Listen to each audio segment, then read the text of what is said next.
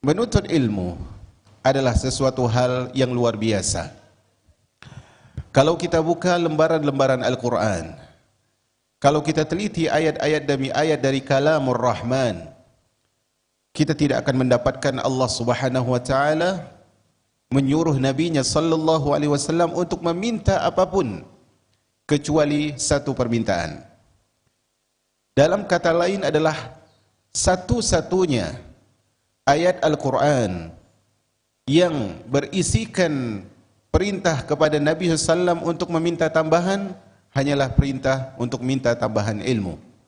Ketika Allah katakan di dalam surah Taha, wa qur rabbi zidni ilma, dan katakanlah wahai Rasulullah sallallahu alaihi wasallam, wahai Rabbku zidni ilma, tambahkanlah kepadaku ilmu.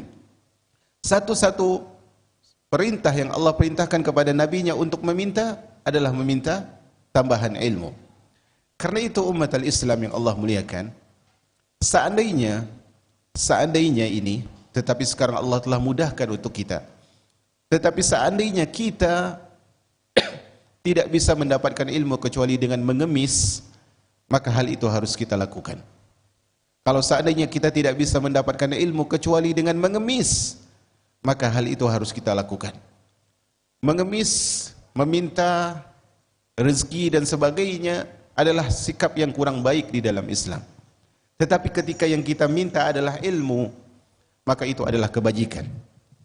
Ada sebuah tauladan dari para ulama tentang perjuangan mereka menuntut ilmu.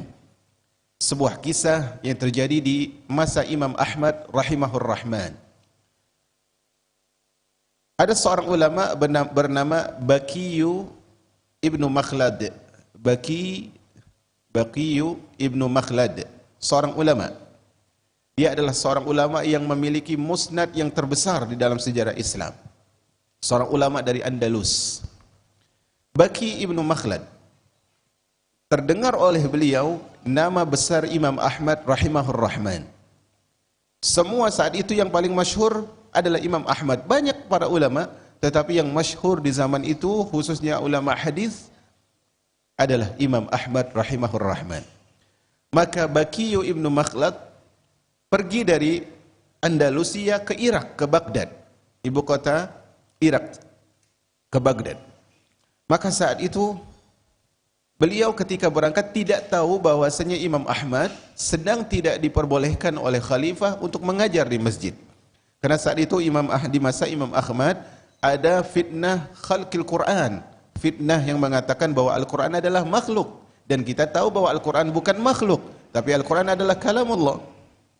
Tetapi Imam Baqi ibnu Makhlad tidak tahu bahwasanya Imam Ahmad dilarang mengajarkan hadis karena tidak mau mengakui bahwa Al-Quran adalah makhluk, karena memang itu adalah pengakuan kekufuran. Maka karena ketidaktahuan dan informasi tentunya tidak seperti zaman kita, akhirnya dia berangkat. Sampai di Baghdad, mendekati Baghdad, maka dia mendapatkan kabar bahwasanya Imam Ahmad rahimahur rahman tidak diperbolehkan mengajar. Allahu Akbar. Perjalanan yang jauh. Maka dia mengatakan, saat itu aku begitu galau, begitu tidak karuan, campur aduk perasaannya. Perjalanan sudah cukup jauh, sementara keinginan terbesar beliau adalah bertemu dan belajar dari Imam Ahmad. Tapi Imam Ahmad dilarang mengajarkan. Allahu Akbar. Akhirnya kata dia, aku pun pergi ke sebuah tempat, di sebuah rumah. Di situ aku sewa penginapan. Kemudian aku pergi ke Masjid Jami yang ada di ibu kota saat itu. Dan saat itu ternyata ada seorang yang sedang mengajar. Dia adalah Yahya ibnu Ma'in, seorang ulama hadis, temannya Imam Ahmad. Maka saat itu dia lihat ada ruang kosong, maka dia duduk di situ. Baqi ibnu Makhlad duduk di situ. Kemudian apa? Kemudian akhirnya dia bertanya kepada Yahya ibnu Ma'in rahimahur rahman tentang fulan. Maka dikatakan fulan ini begini, dhaif, fulan ini sahih riwayatnya, fulan ini dhaif riwayatnya, fulan ini sahih riwayatnya. Sampai akhirnya Baqi ibnu Makhlad bertanya kepada Yahya ibnu Ma'in tentang siapa? Tentang Imam Ahmad. Maka apa kata Yahya ibnu Ma'in? Orang seperti kita ini tidak pantas berkomentar tentang Imam Ahmad. Dan kita ketahui tadi Baqi ibnu Makhlad tujuan pertamanya untuk belajar kepada siapa? Imam Ahmad. Akhirnya dia mencari rumah Imam Ahmad. Dia tahu Imam Ahmad enggak boleh ngajar, enggak boleh pergi ke masjid, enggak boleh pergi ke halaqah ilmu untuk ngajar, enggak boleh. Dia dikurung di rumah, tahanan rumah oleh pemerintah. Akhirnya ditujukan kepada Baqi ibnu Makhlad, itu rumah Imam Ahmad. Maka dia ketuk pintunya. Maka dikatakan, dia berikan salam, kemudian dijawab salamnya, ditanya siapa? Dia katakan Baqi ibnu Makhlad. Dia mengatakan, aku datang dari negeri yang jauh untuk belajar dari engkau. Kata Imam Ahmad, apakah engkau datang dari Afrika? Kata Baqi ibnu Makhlad, bukan. Bukan dari Afrika, tapi lebih jauh dari Afrika, yaitu dari Andalusia, yang kalau mau ke Afrika harus menyeberang laut dulu. Kata Imam Ahmad, sungguh negerimu adalah sangat jauh dan sangat senang jika aku bisa membantumu. Tetapi engkau tahu bahwasanya khalifah tidak mengizinkanku. Ini perhatikan, taatnya ahlu sunnah kepada pemimpin, bahkan ketika enggak boleh ngajar pun dia taat. Kata Imam Ahmad, orang sepertimu yang datang dari kejauhan pantas untuk dibantu, tetapi aku tidak bisa karena khalifah melarang. Kata Imam Baqi ibnu Makhlad, kalau begitu, begini saja wahai Imam. Setiap hari aku akan datang kepadamu dengan menyamar seperti seorang pengemis. Aku pakai baju pengemis dan aku akan berucap seperti ucapan seorang pengemis. Kata Imam Ahmad, boleh, dengan syarat engkau tidak boleh datang ke majelis siapapun. Karena kalau dia datang ke majelis fulan orang akan tahu, oh ini menuntut ilmu, ini penuntut ilmu, dia datang ke rumah Imam Ahmad berarti untuk menuntut ilmu.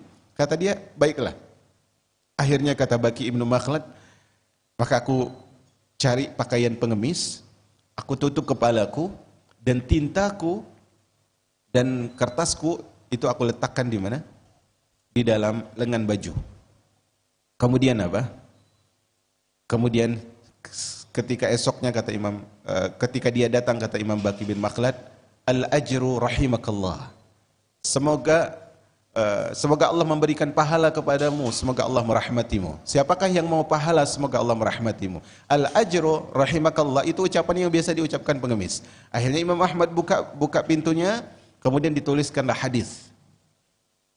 Dituliskan hadis, 2 hadis. Kata Baqi ibnu Makhlad, hal itu berlanjut bertahun-tahun. Karena saat itu ada 3 khalifah kurang lebih, yang 2, kemudian yang ketiga tersebut kemudian Ahlussunnah, yang dia terkena paham Mu'tazilah, paham sesat Mu'tazilah.